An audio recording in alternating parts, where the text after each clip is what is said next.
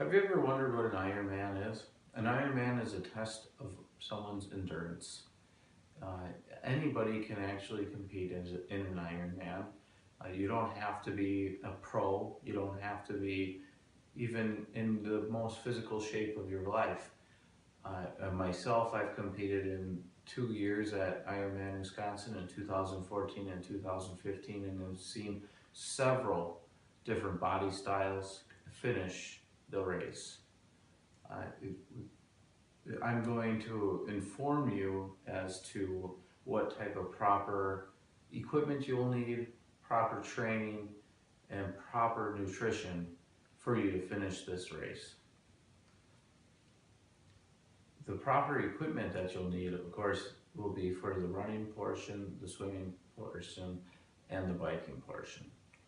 With the swimming portion, you will need a pair of swim trunks and you'll need a pair of goggles. And generally, you'll only use that during your training time. For the race, you'll want to have either a tri-suit or a wetsuit. The tri-suit you'll be able to use during all 3 legs of the event. The wetsuit will help you with buoyancy, and it'll help you with gliding through the water better. It'll create you a sense of stability while you're out in the water also, and it'll help you finish the swim portion faster. With the bike portion, you'll want to go to a bike shop and get fitted. They will fit you so that you know exactly what size of bike you will need.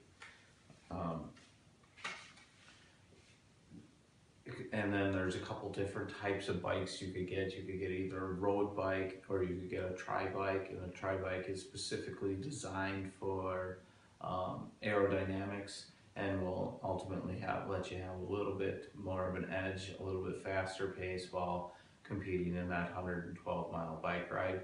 You'll also want to get a hydration system on your bike so that you can get proper hydration while biking.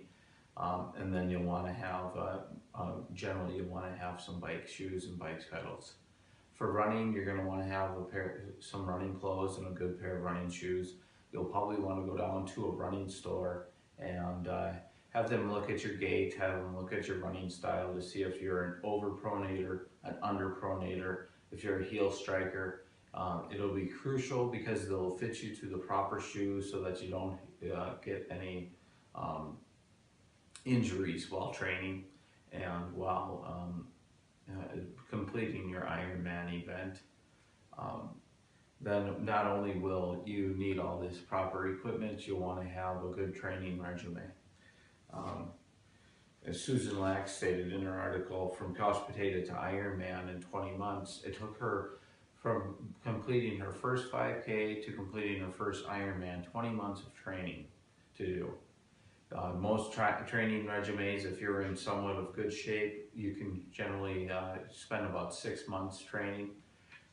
If you're in relatively poor shape, it'll take you an entire year of dedication of good nutrients, good training, and people behind you to get you all the way through to completing an Ironman. You'll want to follow a good training regimen. There's many of them online that you can look up, and you'll want to be able to dedicate 10 hours at the minimum to 15 hours per week just for training. And sometimes it will be even longer when you're doing towards the end when you're doing your long distance training.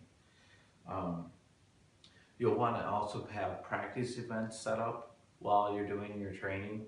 You'll want to start with like a sprint distance race and then work your way up to a half iron. And you'll generally want to do your longest races at least 6 weeks prior. You don't want to do it too close because you don't want to have a chance of injury or a chance of going into Ironman fatigued. Also, with this training, you're going to want to have proper nutrition, because nutrition, as stated in the American Fitness Magazine, it's physically impossible to complete this race without proper nutrition. You need it to train, you need it to complete the competition, and you need it to recover. You'll want to have a diet of complex carbs, high quality proteins, and good grains.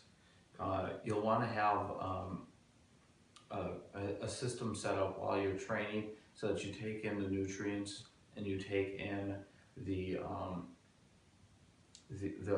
hydration, and you'll want to practice this while training, and you'll want to stick to whatever you're doing for a race. You don't want to switch it up before your race, because then you take the chance of having an upset stomach and not making it through your race. It's very crucial that you do not switch it up the day of the race. You just don't do that. And ultimately, you will need to have all three of these areas covered to finish an Ironman. You'll want to have the proper equipment, you'll want to have the proper training, and you'll want to have the proper nutrition. And as Paul Liske, committing to an Ironman is a lifestyle. It requires patience, determination, and the will to train and eat clean for a year. And with a lot of people, it becomes a lifestyle. It becomes something that you look forward to during the year, and it keeps you in that top physical shape that you maybe once wanted or always wanted or are already in, and it gets you around a good group of people. For myself, when I finished my first Ironman in 2015, it was the most incredible feeling I ever had. Although I stated I would never do one again, I'm now going to be participating again in Ironman 2017. Thank you.